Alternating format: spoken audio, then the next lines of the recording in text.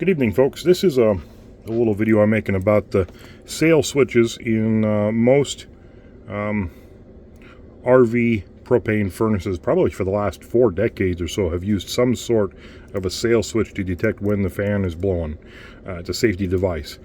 There's been a kind of a problem with these switches in the last few years. Furnaces of the past drew enough current through the contacts that the contacts in the switch would spark slightly and keep the contacts clean. The newer furnaces, the circuit boards are drawing like milliamps or microamps as a logic signal, and so there's no current going through these switches. And these switches are sold completely dry inside, so a little bit of oxidation on the contacts, dirt, dust, whatever, will make these switches fail. Even brand new switches will fail, and there's been a lot of people have had a lot of troubles with the sail switch. This is something that I've done. I have an electronics background. I have used this DeoxIT contact cleaner now for over 30 years. It's kind of expensive. This little bottle is like $35. They do have small tubes of it as well. You can find this on Amazon. You just type DeoxIT. This is what I've been doing for these switches now for probably 10 years, and I have very few problems. I treat the old switches and the new ones, and this is kind of how I do it. This is a newer switch here. There's no rivets. It just pressed together.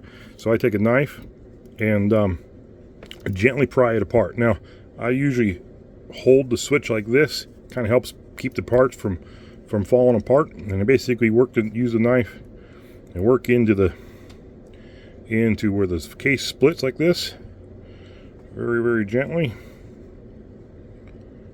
And if you're going to do this, do it over a towel or a desk so that if your parts fall out, you can find them. And basically, very gently pry that case open,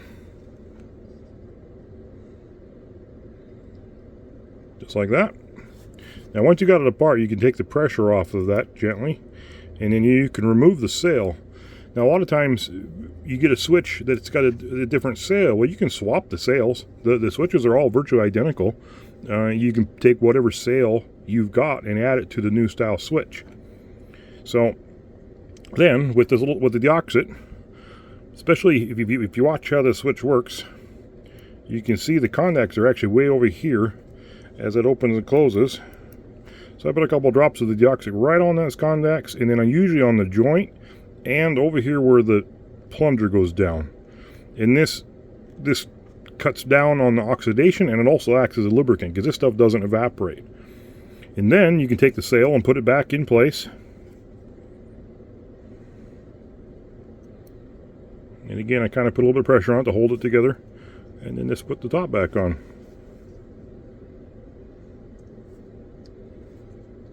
Just like that. Now, and then I run it back and forth a few times. This switch will last much longer, less troubles. You can see the liquid, it doesn't evaporate. Some of these switches are kind of riveted together, and so it's a little bit more difficult. I've actually broken the rivets and never really had troubles, or I've actually taken, I've pried, I'm gonna get creative, pried the case open enough to, of course it's tough to do this with, sorry.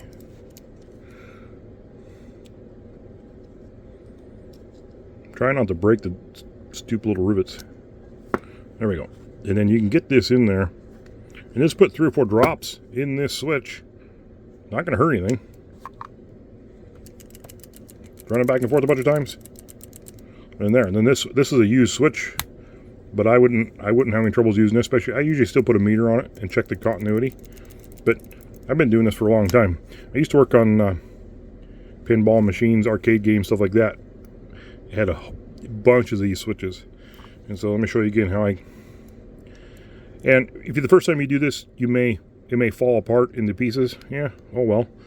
Take some practice, especially if you have an old switch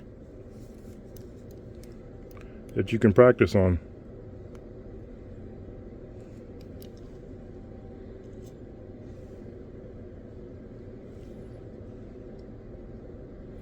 Just like that. Now, I've had all this fall out, and I've taken tweezers and put it back together, but again, I've been doing this for 35 years or more. I've been doing electronics, so got some experience. But this is how I've been treating all, and since I've been doing this with the DeoxIT, I literally never have a callback on these sail switches. And also, this stuff, you can use it on sliding potentiometers, like the sliding, the old style analog thermostats with a sliding scale. It works really well on. There we go. And it's pretty obvious if it works or not. If it's not clicking, not working, then you got something together wrong. But there you go. Hopefully this helps.